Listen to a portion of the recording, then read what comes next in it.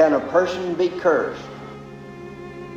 How about a thing or a place?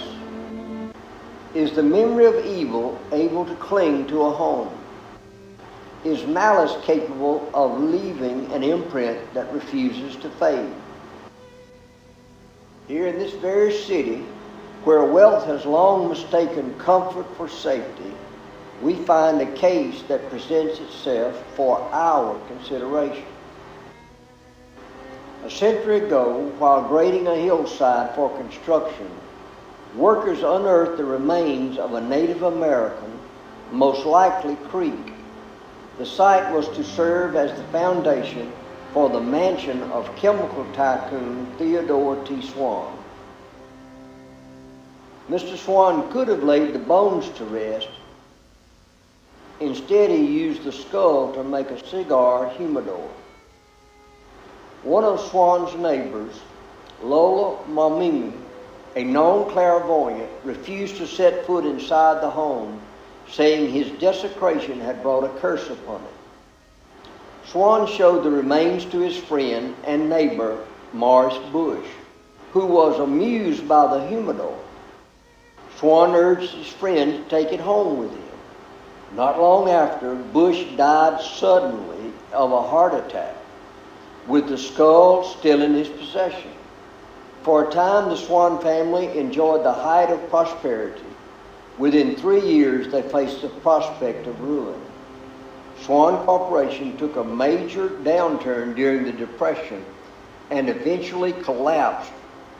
By 1944, the family was bankrupt. Theodore and his wife Catherine hunted rabbits on their own land for food. The house was foreclosed on and sold for a fraction of its worth. Rumor held that the next owner died in a plane crash before ever moving in, another victim of the curse.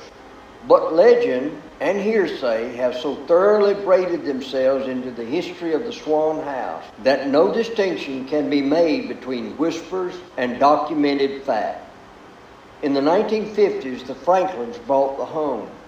Ms. Franklin was seized by spells of terrible fear, no cause, no warning, and before long she went blind. In 1969, Joseph and Virginia Simpson purchased the property. It's true that even without a curse, couples grow apart.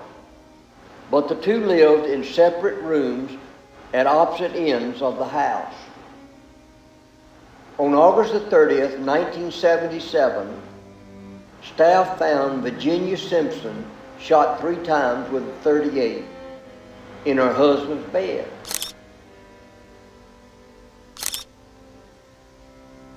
Joseph died soon after of a chronic illness. The Swann house, whether indifferent or malevolent, sat empty for years. Eventually, new owners took possession and began massive renovations. Who can say whether the anger of the long buried deep beneath that ridge on Red Mountain has ever truly gone quiet? Was it consumption by life-eating black tesseract of spiritual energy, wantonly constructed by man's ambition, set atop this grand estate, itself built upon the forgotten resting place of those whom the settlers buried twice, once in body and again in memory, or simply a series of unlucky events that befell these unfortunates?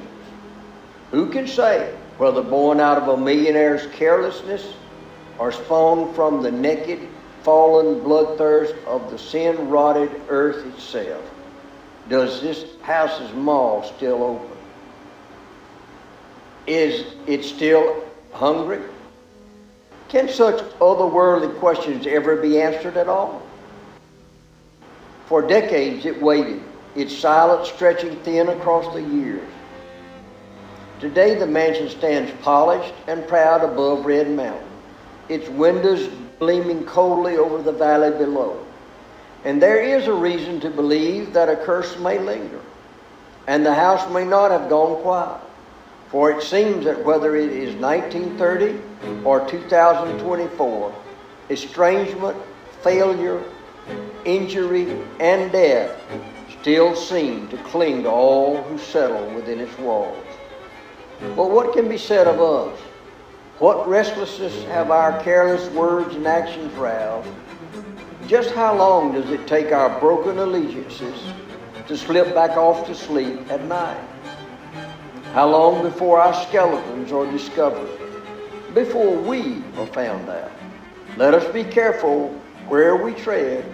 Let us be careful what we awaken. Let us be careful what oaths we make.